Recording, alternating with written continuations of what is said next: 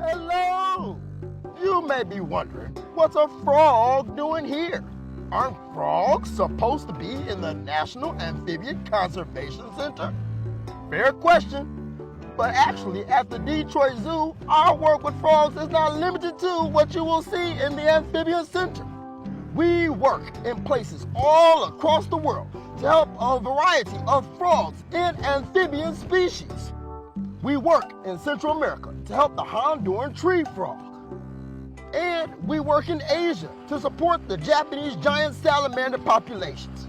Check out that big guy. You will find Detroit Zoological Society research sites in Peru, training with others to help with the Peruvian rainforest frogs. And we help Panamanian golden frogs, which is considered to be a symbol of good luck in Panama. Hey, looking pretty lucky, my brother, if I do say so myself.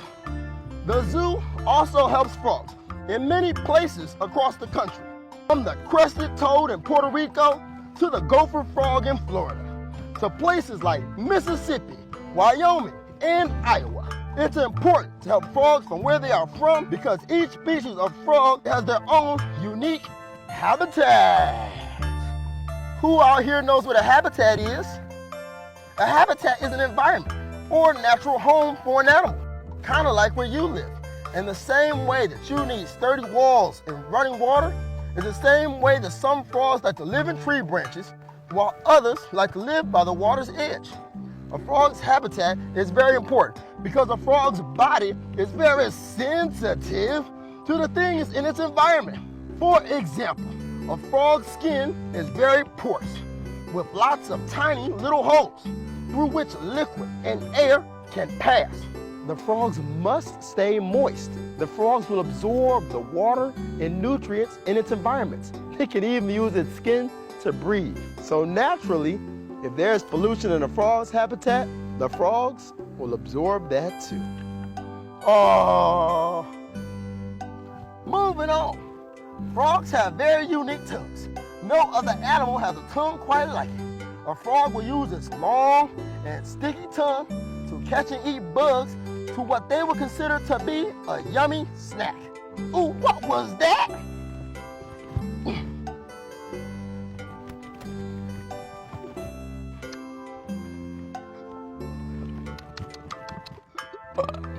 That was delicious. Frogs also have very powerful legs. They use their legs to swim, climb trees, and to jump away if they sense danger. Frogs also use their legs to communicate. The Panamanian golden frog uses their legs when looking for a mate because their voices are too quiet to be heard over the rushing waters they live near. What? What are you saying, Dave? I can't hear you. There are rushing waters nearby. You know that.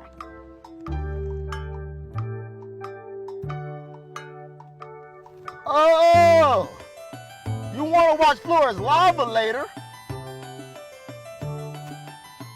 Well, just meet me on my pad. The lily pad, that is. Now, some frogs use their legs to travel long distances during mating season. Some species of frogs will travel for miles and miles and miles before the, and miles and miles and miles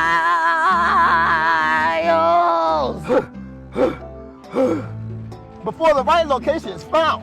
Once they've found a mate and the location is right, some species of frogs will build a foam nest to lay their eggs in, like the mountain chicken frog. And some species, either the mom frog or the dad frog, will sit by the nest and guard it, keeping the tadpoles safe. Frog parents typically stay nearby tadpoles once they hatch. Some species is a way to pass on protein and nutrients tadpoles need in order for them to get a strong start at their amazing journey from baby to adult. Now I know what you may be thinking. Well, what should I do if I see a frog? Well, you should spread the word and let people know that frogs need your help. And there's lots of things you can do to help them. first thing you can do is what you're already doing. Keep visiting the Detroit Zoo. By doing this, you're helping to increase the Detroit Zoological Society's work in amphibian conservation by restoring habitats, helping to increase wild population, and researching the causes for amphibian decline. Now, another thing you can do is you can save water by turning off the sink when you're brushing your teeth and by collecting rainwater for watering house plants and gardens. Now, the next thing you can do, and this is very, very, very important, is you can keep your house cats indoors. Please keep. House cats kill millions of amphibians a year. Get out of here, you goofy cat. Skittles always trying to ruin my show. I work too hard for this, Skittles. And also, have your parents drive carefully in the rain and to brake for amphibians. Amphibians migrate during the rainy nights and millions are killed trying to cross the road. And also, you can avoid the exotic pet trade. Every year, thousands of animals that are more unusual than your typical cat or dog are taken from the wild and sold as pets.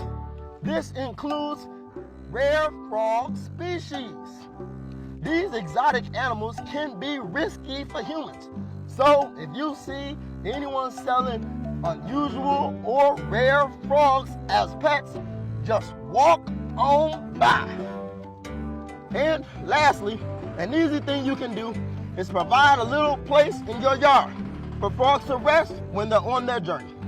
Even a small spot where you can place a few rake leaves can provide shelter and a place for frogs to grab a bite of a few bugs when they're on their way. And don't forget to visit the National Amphibian Conservation Center the next time you're at the Detroit Zoo to see all these amazing frogs in real life. And thank you for joining us.